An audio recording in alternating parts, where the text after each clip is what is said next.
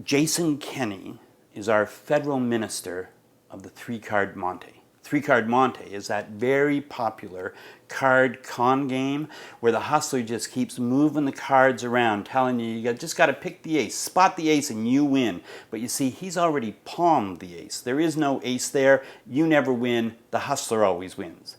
The 21st century equivalent of the three-card Monte is the Temporary Workers Program, which of course Jason Kenney runs.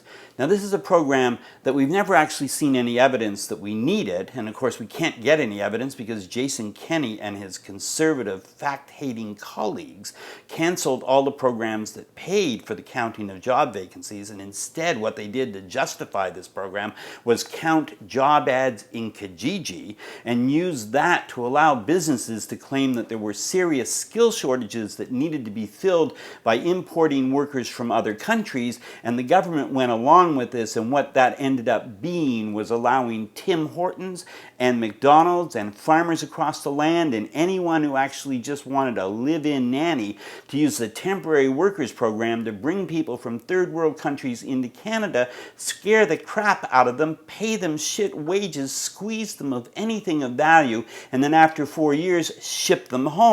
And all the while Jason Kenney and his conservative fact-hating colleagues kept insisting that the reason they had to do this was because Canadians were too lazy to do the work or because unions had driven the wages of these jobs through the ceiling. And when they got called on it, as they did the three-card Monte shuffle all over again. They just moved things around. They took the program and said it's a very necessary program. They raised the level of fines, which they never impose. They toughened up the regulations, which they never enforce.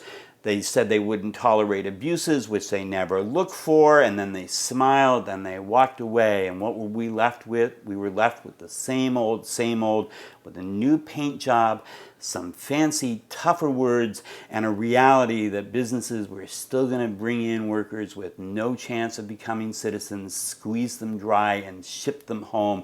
And the trick is, no one here is telling the truth. And what is the truth? The truth is that the Temporary Workers Program, just like the three-card Monte, is a con being played by the federal government and businesses at the expense of workers in other countries, workers here. They're both being exploited in order that businesses become richer, and businesses are becoming richer because their conservative buddies are saying this is how we're going to do it. And what's the solution to this con? The solution to this con is to strip it away of its power and to recognize that what really needs to be done is you need to pay decent wages. You need to clean up work sites, create safe working conditions, bring down the obscene unemployment level in this country, put to work all those desperate young people looking for a job, and then at the end of that day, and only at the end of that day, let's count up how many job vacancies there are and see if we actually do need a temporary foreign workers program. Remember, in the three-card Monte, the hustler keeps hustling and will keep hustling until the mark wisens up and calls an end to the game.